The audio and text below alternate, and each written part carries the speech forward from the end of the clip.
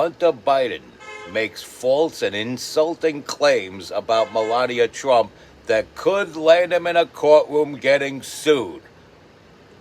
And would you believe that I was once working in a McDonald's?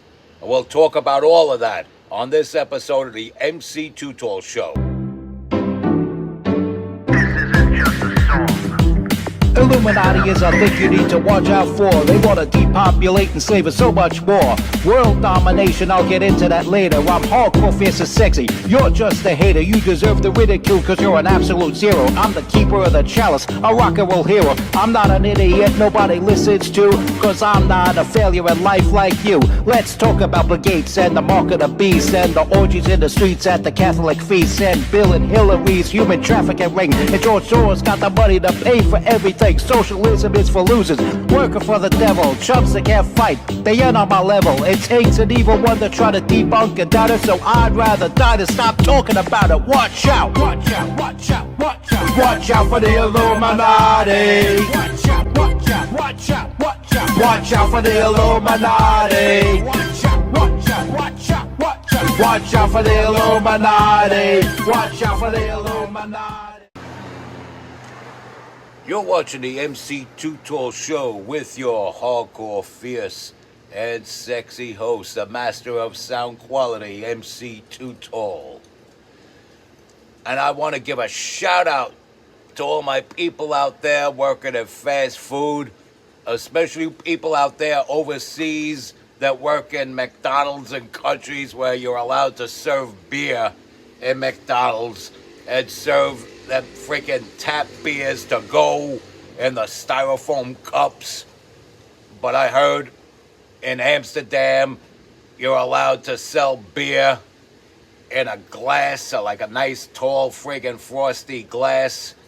And that job must not pay well, but it has a lot of rewards, like the privilege of being exposed to all that beer and all them freaking taps to go. And I worked at McDonald's a long time ago. Would you believe that? I worked at McDonald's. I used to work on 86th Street and 24th Avenue, and then later on Avenue U and Coney Island Avenue. Matter of fact, because I'm an ex-McDonald's worker, I was getting ready to post a Swift boat-style ad campaign about Kamala Harris when she claimed she worked at McDonald's. But then Trump came through with that video he did out in Pennsylvania. And it's like, it's Donald Trump, man. Can't mess with that. But I think the Swift boat angle with the McDonald's flavor to it would have been kind of funny. But yeah, I worked at McDonald's. I started out sweeping the floors, then I worked in the grill. Worked the French fry station. Let's see, I called the bin. That's the person that calls the food out, because if you got a bunch of people yelling from the front to the back all at once, everybody gets confused. So usually they tell one person that's calling bin to call back the food, so they hear one voice and it comes back more efficiently like that when it gets filtered through one person. So I did that. I worked the drive-thru. That was my least favorite, working the drive-thru, because those communication things were worse than the MTA. Ever hear, well, you've been to drive-thrus. Tell me those speakers don't rival when you hear the conductors talk over the speakers on the train in the MTA. Boy, oh boy, I tell you. So, I can tell you this, at 86th Street and 24th Avenue, I was like the third best worker in the history of that place. And at least for as long as I was keeping in touch with those people that still work there, that have been there since I was there. they're all like managers and supervisors and hotshot bigwigs now.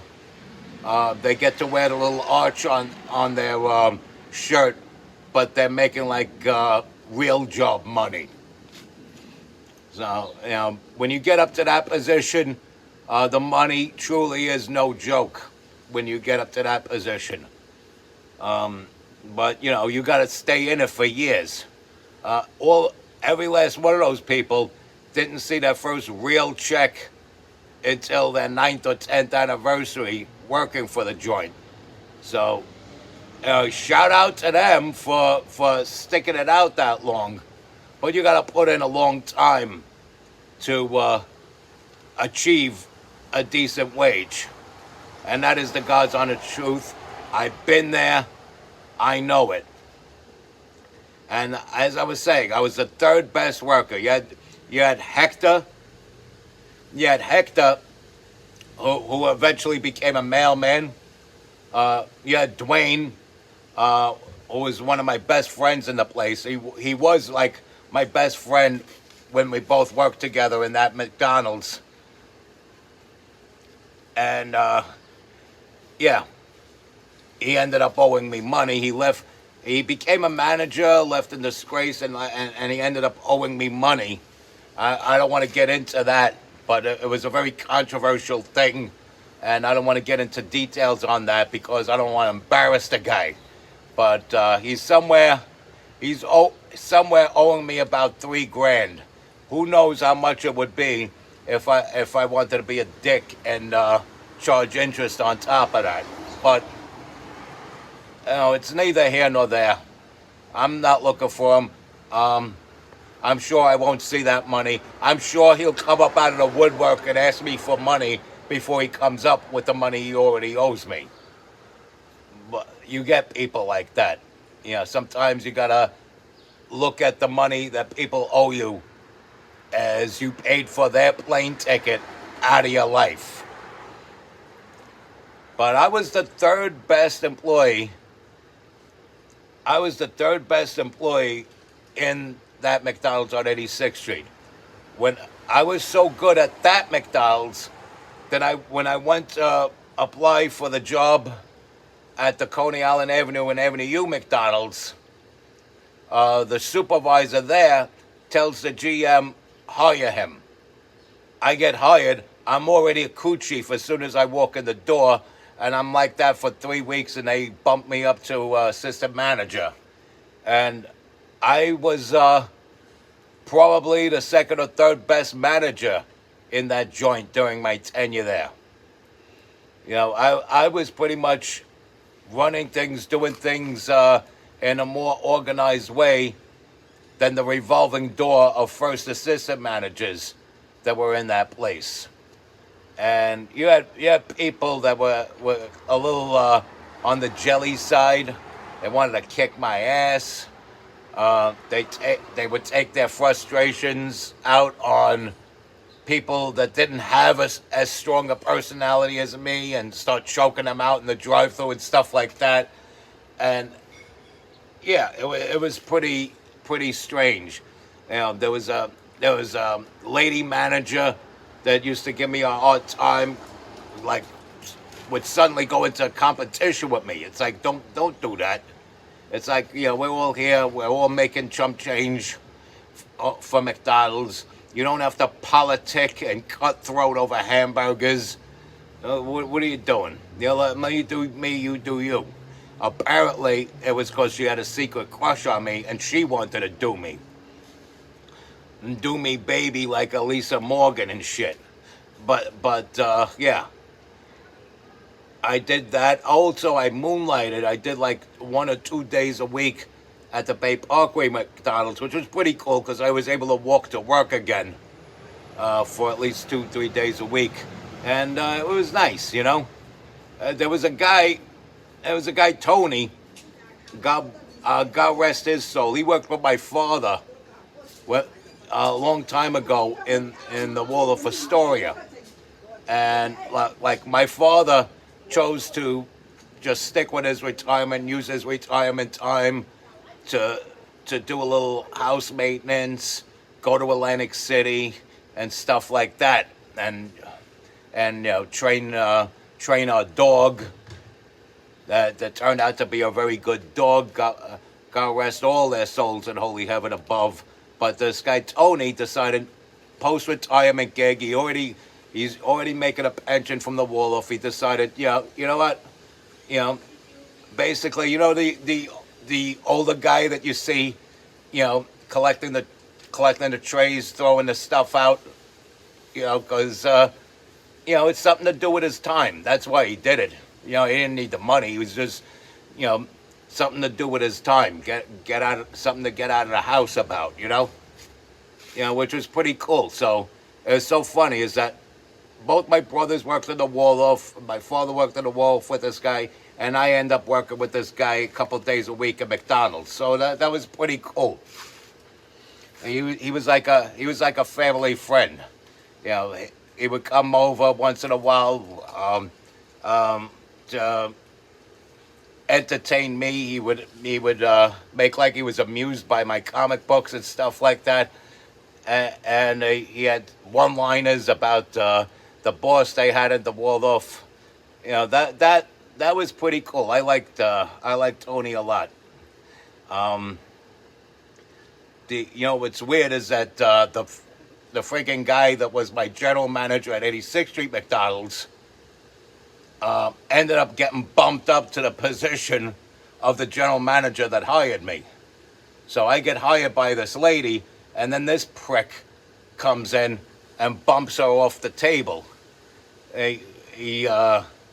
First the supervisor sends her to Myrtle Avenue, and then he just lets go of her. And it's like, she's doing her job there, but, he just lets go of her. And it's not because of numbers. He just wanted McDonald's to look a certain way in Myrtle Avenue. The lady was a Caribbean lady. We didn't. She was a little apprehensive with me at first. Thought I was just being handed shit for no reason. But then she saw my work ethic, and I earned that lady's respect, and we had a mutual respect for one another. But here comes this prick that I fucking had to deal with from 1987 to 1986. I had to deal with this prick, and then I have to deal with him again for another 2 years. And if you hear me say the guy that fired me from McDonald's in 1998, that's the guy I'm talking about. It's like, how are you going to tell me to hate Donald Trump? Donald Trump didn't fire me from McDonald's in 1998, excuse me. Donald Trump didn't fire me from McDonald's in 1998. This frickin' prick did. So, if I'm going to hate somebody, who am I going to hate? The guy that fired me from McDonald's in 1998? Or the guy that didn't fire me from McDonald's in 1998? Somebody that did something to me personally, and is to this day going through life thinking he could kick my ass, which he can't. Or this person. And a little story about Donald Trump. I think I told you, speaking of the Waldorf Astoria, my father worked there. Donald Trump was there. I guess they were doing some renovations or whatever at Trump Plaza. This was like 1985. Maybe he didn't even acquire the Trump Plaza in Manhattan yet. But this was 1985. Donald Trump was talking about like building permits and things like that, and how he's bumping heads with Ed Koch, and he gets into a world view about things. Japan was kicking our ass in the economy and stuff like that, and what he would do and this and that, or what he would like a president to do. And my father, in 1985, before Oprah suggested it, before Larry King suggested it, my father was the one who told him, you know what, you ought to run for president. So, you have me for being the son of the person that made the first suggestion to Donald Trump to do that, to thank or blame that Donald Trump is president. Now let's talk about Hunter Biden. Hunter Biden, that degenerate, that snake in the grass, that real POS piece of shit that he is, that nobody, that screwball, that never recovered from crackhead, that smokes crack naked in the presence of children. Whether he's an actual pedo or not, you gotta be something along those lines if you're smoking crack naked around children on camera and taking videos of it and putting it out there for all the world to see on purpose. What kind of degenerate drug addict bastard do you gotta be? And I guess during Hunter Biden's drug trips on camera, he comes up with this cockamamie story that Melania Trump is a hoe and one of Epstein's hoes that he set up with Donald Trump. He's trying to say that Donald Trump met his wife through some prostitution ring that was being run by Jeffrey Epstein. You know, I'd sooner believe that Michelle Obama has a bigger brajol than Barack Obama, than believe that story. And the story is known, it's public information, there were plenty of witnesses there. Donald Trump met Melania at some pageant. They exchanged numbers or whatever, I think, or Donald Trump gave her his number. And she took a while to call him, something to that effect. But yeah, Donald Trump met her, or first saw her at a pageant, and I think later on he caught up with her at a party. And yeah, he pursued her, and they hit it off, they got married, and it was a match made in heaven, not in Epstein's hell. So Jeffrey Epstein and Hunter Biden are sleazebags. And Hunter Biden shouldn't be talking. He's taking things off of himself. People are trying to paint him as this cool guy that says a bunch of curse words. So he's this cool rough-edged guy that says curse words. And freaking makes a mockery of Melania Trump. And Melania Trump caught wind of this windbag story and sent him cease and desist. There was also some cease and desists sent out to other outlets that are pushing this stupid, false, and insulting narrative that Melania Trump was one of Epstein's hoes, and he set her up with Donald Trump, and that's why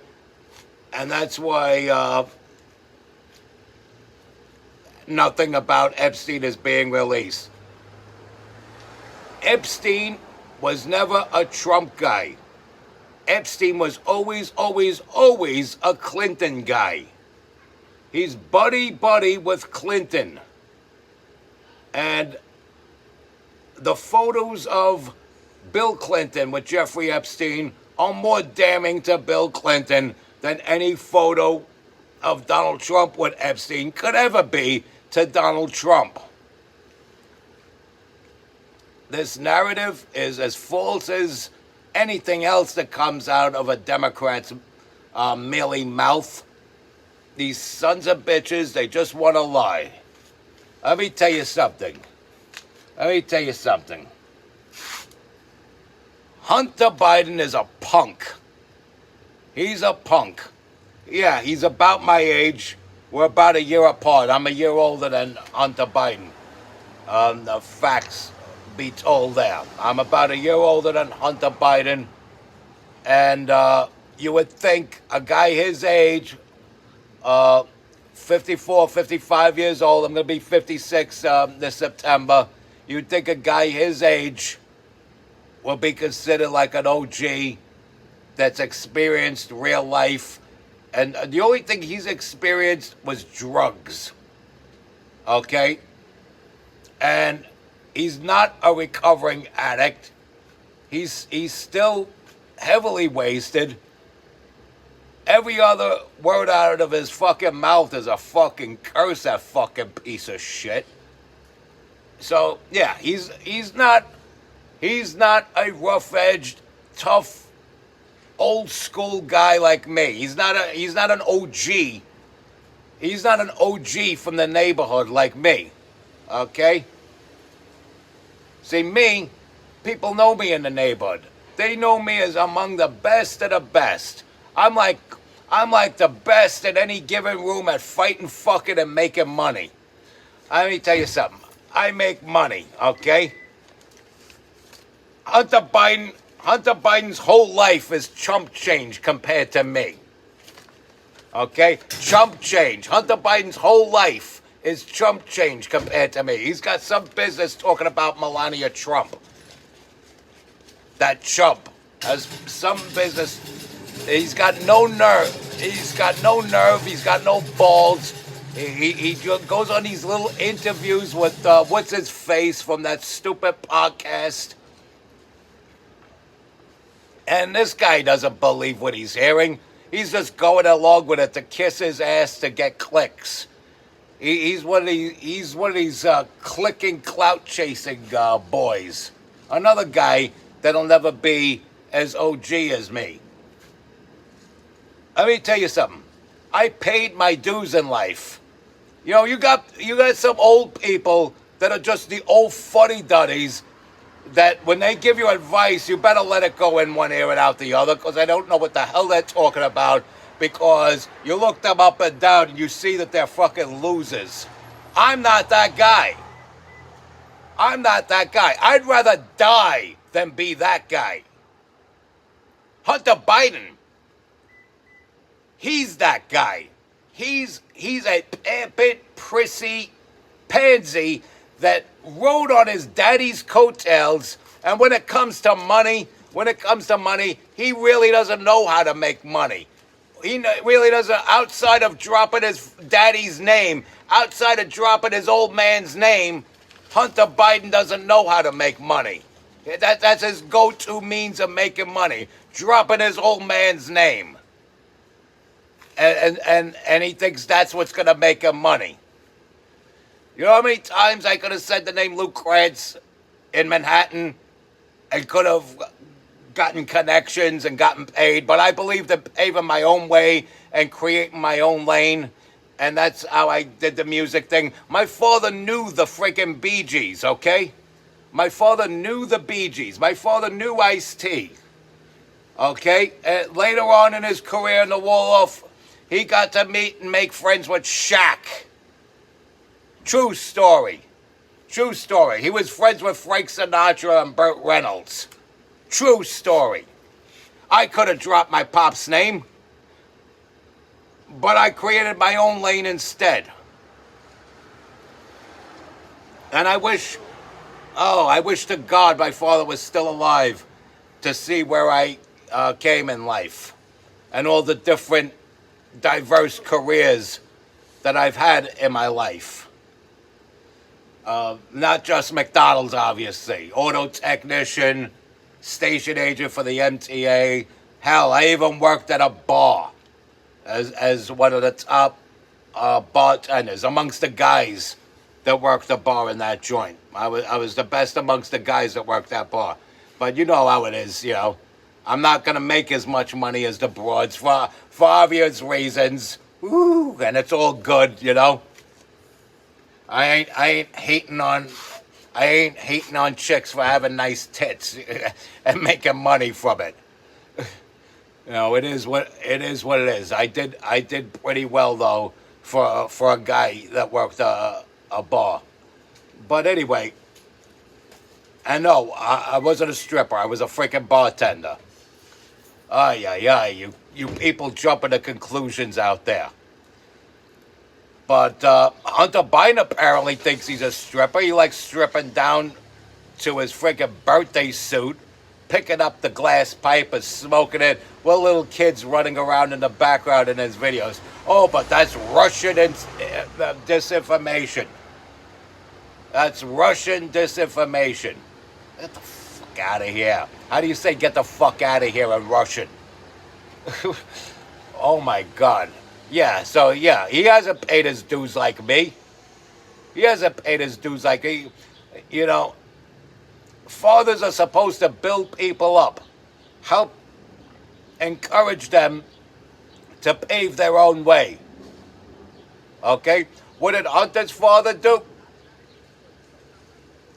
He taught him how to use people, because he used Hunter as a fucking money mule.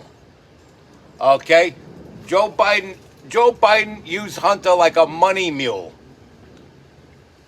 And probably browbeat the hell out of him for as long as Bo was alive. And that's where the whole thing with banging Bo's widow comes from. And turning her into a drug addict like him. Because it was resentment. It's sort of like spiting his dead brother when he did that. A subconscious thing like that. But he's going to get... He's never going to see this, probably. My videos circle around New York pretty well, but they don't go nationwide. A couple of people in foreign countries see this and give it a thumbs up once in a while. But mainly, my videos circulate within New York. I guess there's a certain algorithm for that makes it do that.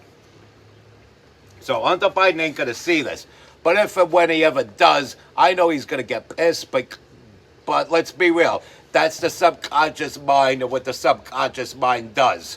You know, if your old man keeps pitting you against your brother's doing better than you. Your brother's a real man and you're not. Your brother does well in the military and you don't. You get bounced out for being a degenerate drug addict. You know, your brother has a cute wife. And you gotta get the next best thing or whatever. You gotta get a consolation prize and cheat on her with strippers or whatever.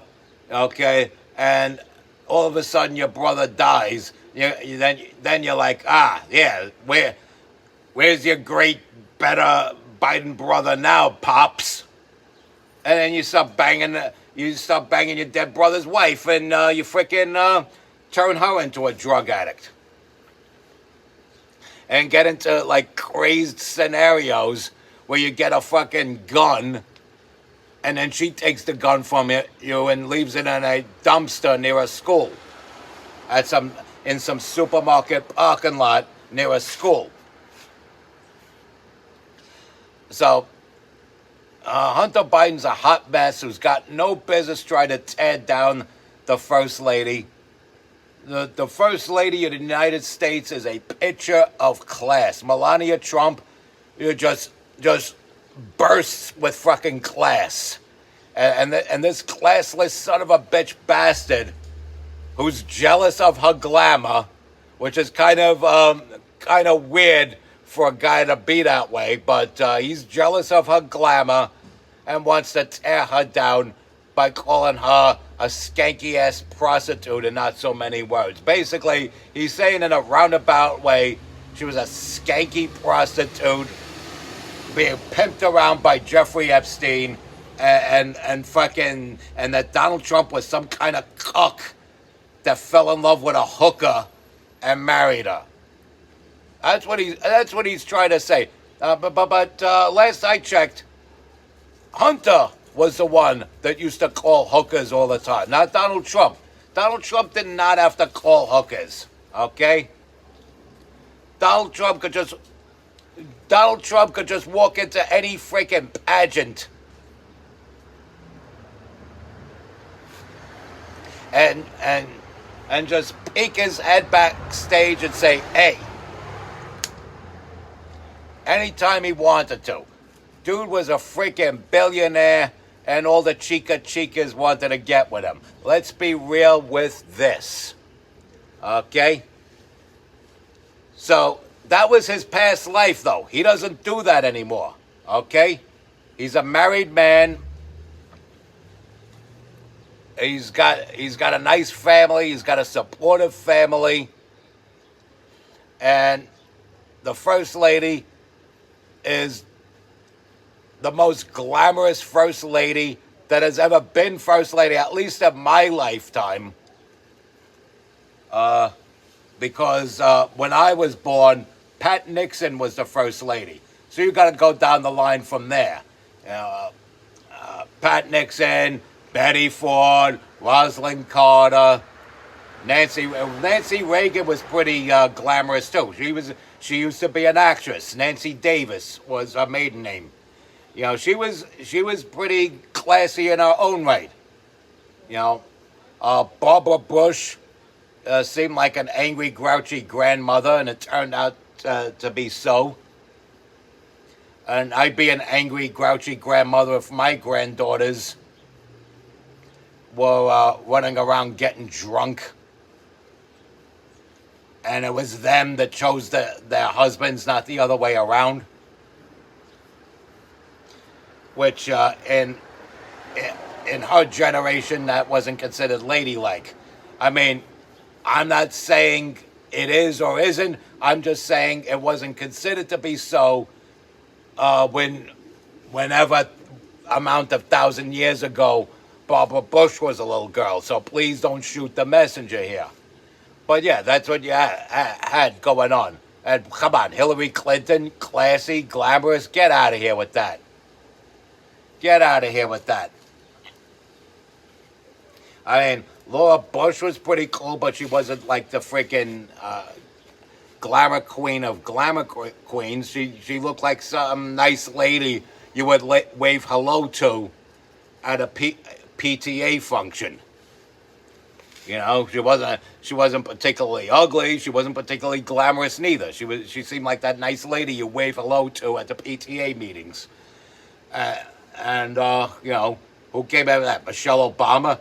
Well, first of all, you got to question whether or not that first lady is even a lady. No, don't get me started on this. Don't get me started on this. And freaking wrinkly ass Dr. Jill. Get out of here with that. So, yeah, pretty freaking self-explanatory there. All right? Not Michelle Obama, not Hillary Clinton. You know, not Lady Bird Johnson. And, yeah, none of them.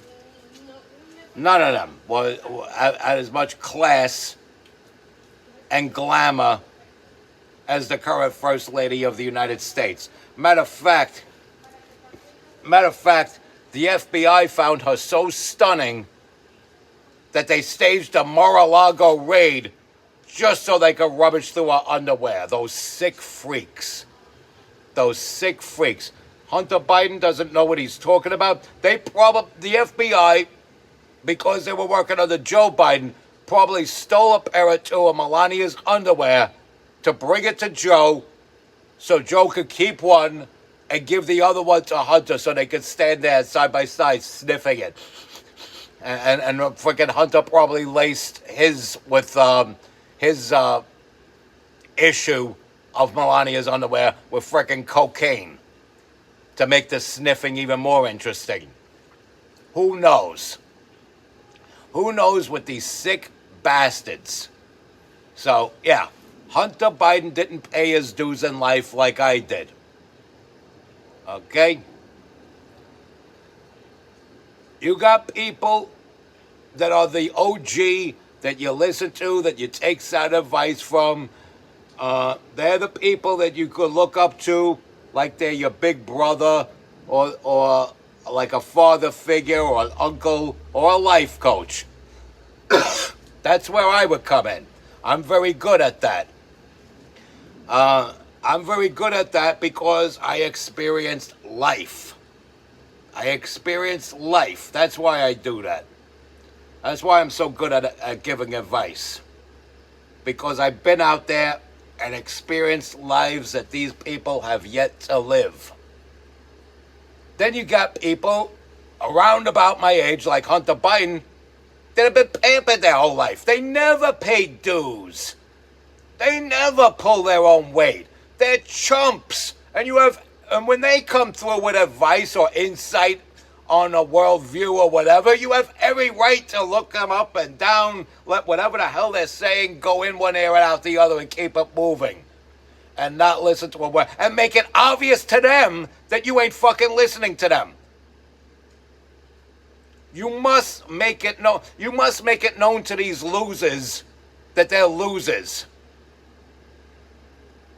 And their time to shine has already passed and they never shined. Okay? They had a time to shine a long time ago, and they were too much of a chump back then to shine, and so they're a bigger chump now. That's Hunter Biden. And he's got the balls to talk about Melania Trump. More reason to hate that fucking prick. Motherfucker curses too fucking much, too. But anyway, enough of that unholy motherfucker. We're going to move on. We're going to conclude this episode of the MC Too Tall Show. As per usual, respect God. Watch out for the Illuminati.